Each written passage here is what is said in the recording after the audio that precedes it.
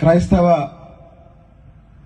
సహోదరి సహోదరులను ఇలా కలుసుకోవటం నా అదృష్టంగా భావిస్తూ ఈరోజు ఉదయం పేపర్ చూడగానే చాలాసేపు క్రైస్తవుల గురించి బాధేసింది. ఎందుకంటే ఈ దేశ అత్యున్నత న్యాయస్థానం ఒక దుర్మార్గమైన తీర్పునిచ్చింది, ఒక అన్యాయమైన తీర్పునిచ్చింది, ఒక దారుణమైన తీర్పునిచ్చింది. అదేంటంటే ఈ దేశంలో సామాజికంగా వెనుకబడిన కులాలకి బాబాసాహెబ్ అంబేద్కర్ రాజ్యాంగం రిజర్వేషన్లు ఇస్తే ఈరోజు సుప్రీంకోర్టు ఏం చెప్పిందంటే క్రైస్తవులైతే రిజర్వేషన్లు ఉండవు అని చెప్పింది.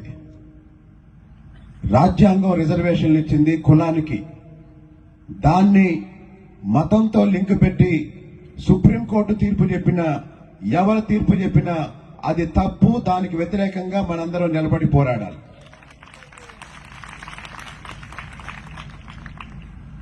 ఈ సమాజం అంటరాని వాళ్ళుగా చూస్తే సామాజికంగా శతాబ్దాల పాటు వివక్షతకు గురైన కోట్లాది మందికి సామాజిక భద్రత కోసం, సామాజిక పురోగతి కోసం బాబాసాహెబ్ అంబేద్కర్ రాసిన రాజ్యాంగంలో కొన్ని రక్షణలు కల్పిస్తే ఇప్పుడు దాన్ని మతంతో ముడిపెట్టి క్రైస్తవులెవరూ ఎస్సీలు కాదు, క్రైస్తవులకి ఎస్సీ రిజర్వేషన్ ఉండదు అని కొంతమంది వాదిస్తున్నారు.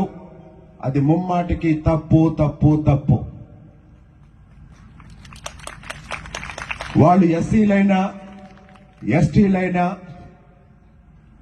ఇతరులైనా సరే వాళ్లకు నచ్చిన మతాన్ని ఆచరించవచ్చని ఈ దేశ రాజ్యాంగం ప్రాథమిక హక్కుల్లో స్పష్టంగా పేర్కొంది.